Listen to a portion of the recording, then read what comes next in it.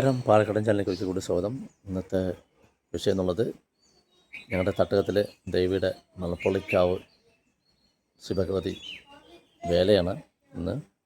അപ്പോൾ അതിൻ്റെ കുറച്ച് വീഡിയോസാണ് ഇന്നത്തെ ഇതിലൂടെ കാണാൻ പോകുന്നത്. പരമാവധി എന്തൊക്കെ ആഡ് ചെയ്യാൻ പറ്റുന്നോ അതെല്ലാം ഞാനിവിടെ ആഡ് ചെയ്യുന്നുണ്ടാവും. അപ്പോൾ കുട്ടികൾ എണീറ്റിട്ട് റെഡി ആയിക്കൊണ്ടിരിക്കുകയാണ്.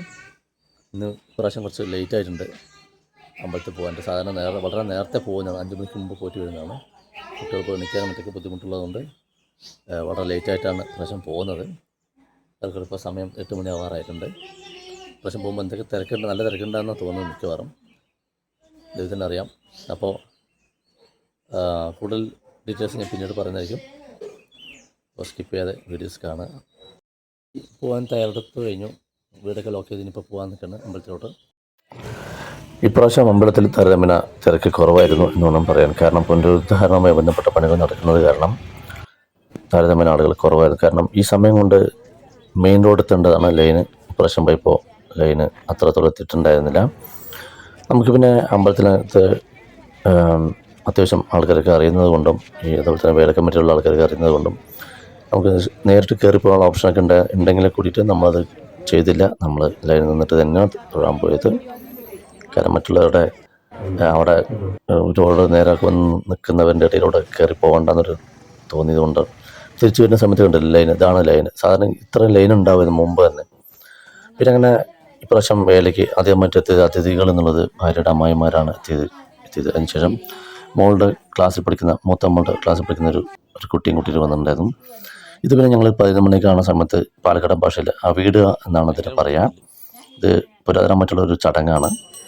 ദേവിക്ക് നമ്മളിവിടെ ശിവേലി തുടങ്ങുന്നതിന് മുമ്പ് തന്നെ ഇവിടെ സകല വീടുകളിലും ഇത് ചെയ്യാറുണ്ട്. ഇതാണ് അതിൻ്റെ ഇതെന്നുള്ളത്.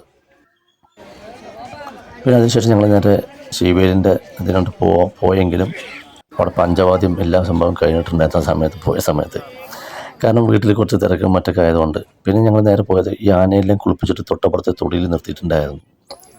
അപ്പോൾ അവിടെ കുറച്ച് നേരം പോയി നിന്നു.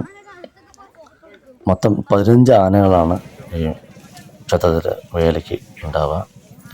ഇത് കൂട്ടുകൂടൊക്കെ താഴെയാണ് ആനയെ കുളിപ്പിക്കുന്നത്, കണ്ടല്ലേ. പിന്നെ പ്രാദേശികമായിട്ട് അവധിയായിരുന്നെങ്കിലും പ്രൈവറ്റ് സ്ഥാപനങ്ങൾക്ക് അവധിയില്ലായിരുന്നു. അപ്പോൾ ചേച്ചിയുടെ മക്കൾ ഉച്ചയ്ക്ക് ഭക്ഷണം കഴിക്കാനായിട്ട് വന്നിട്ടുണ്ടായിരുന്നു. പിന്നെ അതിനുശേഷം ഭക്ഷണം ഞങ്ങൾ ഗസ്റ്റ് എല്ലാവരും ഭക്ഷണം കഴിച്ചതിന് ശേഷം കുട്ടികളുമായിട്ട് കുറച്ച് നേരം കളിക്കാൻ സമയം കണ്ടെത്തി. സ്വാഭാവികമായിട്ടും പിള്ളേരോട് കളിക്കുമ്പോൾ നമ്മളായിരിക്കില്ല ഏറ്റവും വലിയ ടോപ്പർ. അതിനുശേഷം പിന്നെ ഞങ്ങൾ 4 മണിയൊക്കെ ആവുന്ന സമയത്ത് ഈ നമ്മുടെ മണപ്പള്ളിക്കാവുന്ന ഈ അപ്പുറത്തൊരു ആലങ്കടത്ത് അവർ മുനിയപ്പൻ്റെ ക്ഷേത്രമുണ്ട്. അവിടെ പോയിട്ട് 15 ആനകളും അതുപോലെ തന്നെ മൈതാനത്തിലിട്ട് പോകുന്ന സകല ഈ വേഷ എല്ലാത്തും വന്നിട്ട് അവിടെ നമസ്കരിച്ചിട്ടായിരിക്കും മൈതാനത്തിലോട്ട് പോവുക. അപ്പോൾ ഈ റോഡ് സൈഡ് പോയിട്ട് നോക്കുന്നു വെച്ചാൽ നമുക്ക് ക്ലിയർ ആയിട്ട് കാണാൻ പറ്റും, അടുത്ത് വെച്ച് കാണാൻ പറ്റും. അപ്പോൾ അതാണ് ഇപ്പോൾ കണ്ടുകൊണ്ടിരിക്കുന്നത്. ഇത് വർഷങ്ങളായിട്ടുള്ള ഒരു ചടങ്ങ് തന്നെയാണ്. പണ്ട് എന്താണെന്ന് വെച്ച് കഴിഞ്ഞാൽ ഈ ഹൈവേയുടെ ഈ പറഞ്ഞ 4 വരികളൊന്നും ഇല്ലായിരുന്നു, സർവീസ് റോഡൊന്നുമില്ല, ഒറ്റ ലൈനായിരുന്നു. അപ്പോൾ പണ്ട് കുറേ പാടങ്ങളായിരുന്നു ഈ സമയത്ത് ഉണ്ടാവുക.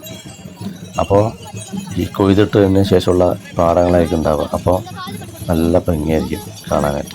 കാരണം നമ്മൾ ഇപ്പോഴത്തെ പല നിങ്ങൾ ഇൻസ്റ്റഗ്രാമിലും ഫേസ്ബുക്കിലൊക്കെ കാണുന്ന റീൽസില്ലേ, നാട്ടിൻപുറത്തെ അതേ കാഴ്ചകളായിരിക്കും ഉണ്ടാവുക.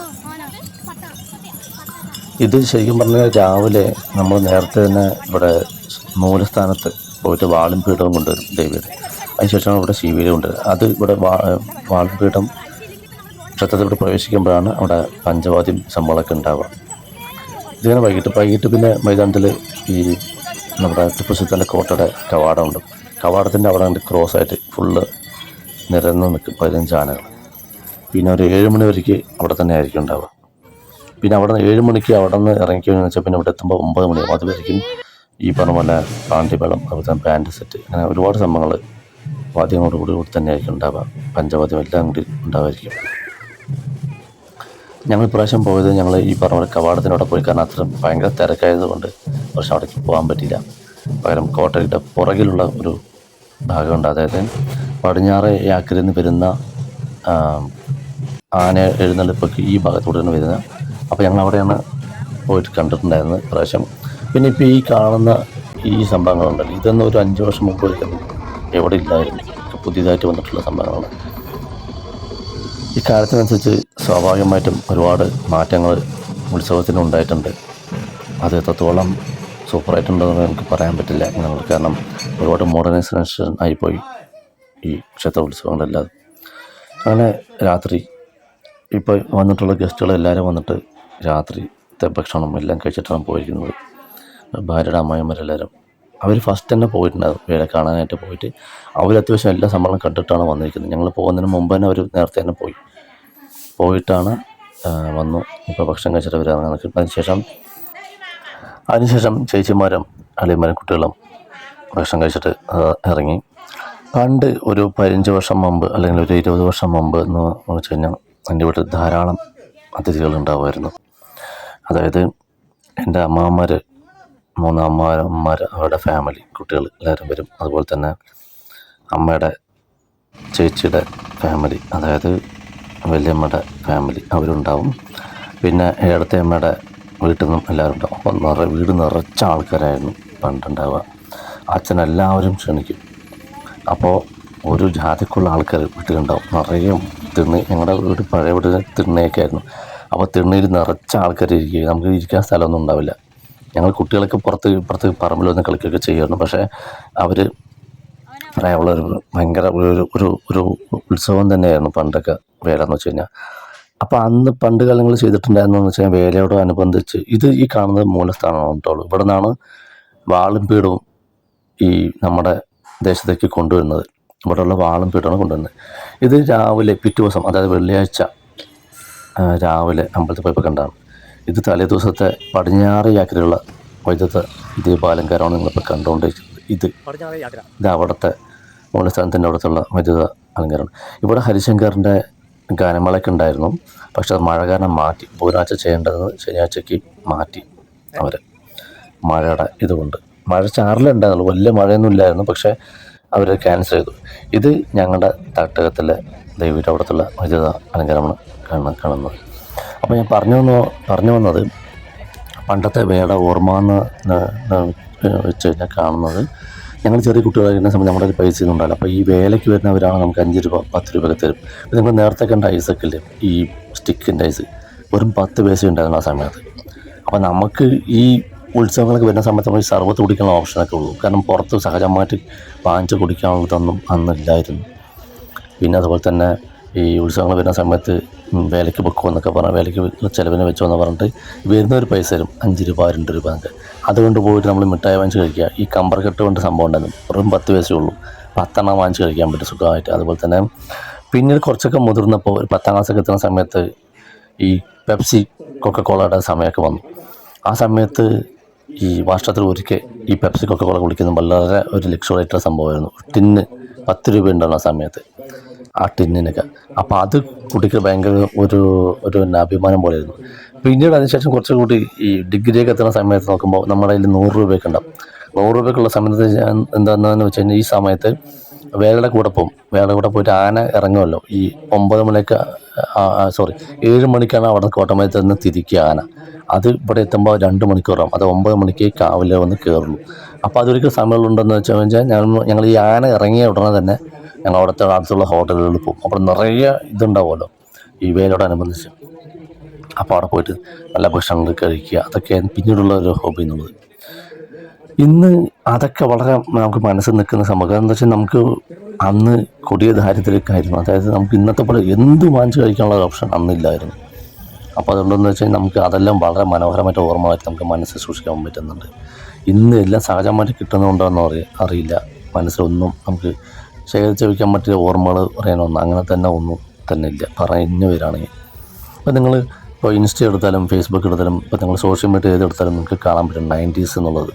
90s എന്നുള്ളത് ശരിക്കും പറഞ്ഞ ഒരു സുവർണ്ണ കാലഘട്ടം തന്നെ പറഞ്ഞു വരികയാണെങ്കിൽ. ഞാൻ എൻ്റെയൊക്കെ കുട്ടിക്കാലം പക്ഷെ നോക്കുന്ന സമയത്ത് എൻ്റെ വീടിൻ്റെ ചുറ്റും ഫുൾ പാടങ്ങളായിരുന്നു, നിറയെ പാടങ്ങൾ. ഇപ്പോൾ നമുക്ക് ഈ എന്താ പറയുക, പാലക്കാട് നിന്ന് തിരുച്ചെന്തൂർക്ക് പോകുന്ന ട്രെയിൻ കൃത്യമായിട്ട് കാണാൻ പറ്റും. ഞങ്ങൾക്ക് ആ ട്രെയിനിനൊക്കെ നോക്കിയിട്ടാണ് നമുക്ക് കുട്ടികൾക്ക് ചോറൊക്കെ കൊടുക്കുക, ട്രെയിന് പോകുന്നത് നോക്കിയിട്ട്. പണ്ട് കളിക്കരിൻ്റെ തീവണ്ടിയൊന്നും ഉണ്ടായിരുന്നു. അപ്പോൾ എന്താ വെച്ചാൽ ഈ പുക ഇങ്ങനെ പോകുമല്ലോ, അതുണ്ട്. അതൊക്കെ പിള്ളേർക്ക് കാണിച്ചു കൊടുത്തിട്ടേക്കും ഭക്ഷണം കൊടുക്കുക. അതുപോലെ തന്നെ ഇപ്പോൾ ആരെങ്കിലും ഒരാൾ അതിഥികൾ ആരും വരുന്നുണ്ട് വെച്ചാൽ നമുക്ക് ഇവിടെ നോക്കി കഴിഞ്ഞാൽ സിവിൽ വരുന്ന ഒരു ഇറക്കണം, കല്ലൊക്കെ ഇറക്കുന്നത് അവിടെ നോക്കി കഴിഞ്ഞാൽ കാണാൻ പറ്റും. അപ്പോൾ ഞങ്ങൾ എല്ലാവരും കൂടി ഇവിടെ നിന്ന് അങ്ങോട്ട് ഓടും, അവരെ സ്വീകരിക്കാനായിട്ട് ഓടും കുട്ടികൾ.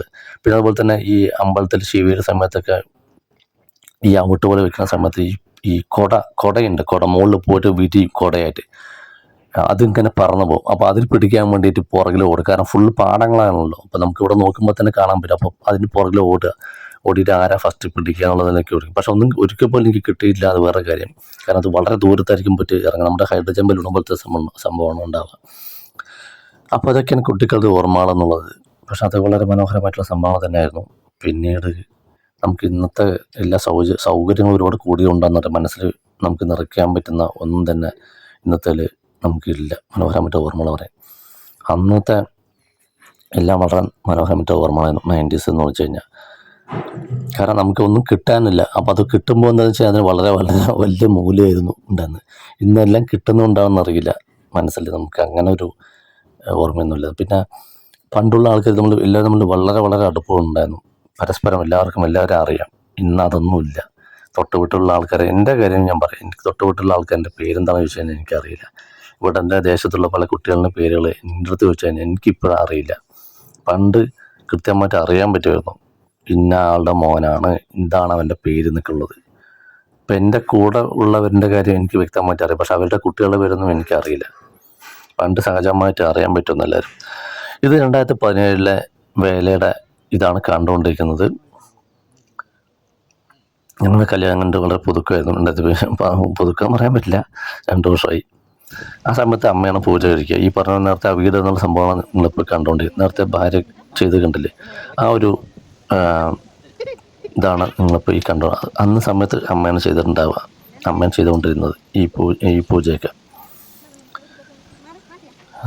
അപ്പോൾ അങ്ങനെ അളിയമ്പരും ഏട്ടനും എല്ലാവരും ഉണ്ട്. പിന്നെ ഇന്ന് ഈ കാണുന്ന കുട്ടികളൊക്കെ പലരും കല്യാണം കഴിഞ്ഞ് പോയി. അപ്പോൾ തന്നെ കുട്ടികളൊക്കെ വളരെ വളരെ വലുതായി. നമുക്കിതെല്ലാം കാണുമ്പോഴാണ് വീണ്ടും നമുക്ക് മനോഹരമായിട്ടൊരു ഓർമ്മയിലേക്ക് ഇട്ട് തിരിച്ചു പോക്കായിട്ടാണ് ഞാൻ ഈ വീഡിയോസ് എല്ലാം കാണുന്നത്. എൻ്റെ ഫാമിലിയിൽ ഇത്രയും പഴയ വീഡിയോസൊക്കെ എൻ്റെ കയ്യിൽ മാത്രമേ ഉണ്ടാവുള്ളൂ. എനിക്ക് മാത്രമേ ഇങ്ങനൊരു വട്ടുള്ളൂ. നിങ്ങൾക്കെല്ലാവർക്കും ഈ വീഡിയോ ഇഷ്ടപ്പെട്ടു എന്ന് വിചാരിക്കുന്നു. വീണ്ടും കാണുന്നവയ്ക്ക് നിങ്ങളുടെ സ്വന്തം വിശ്വനാഥൻ, ഒരു സാധാരണ പാലക്കാട്ടുകാരൻ.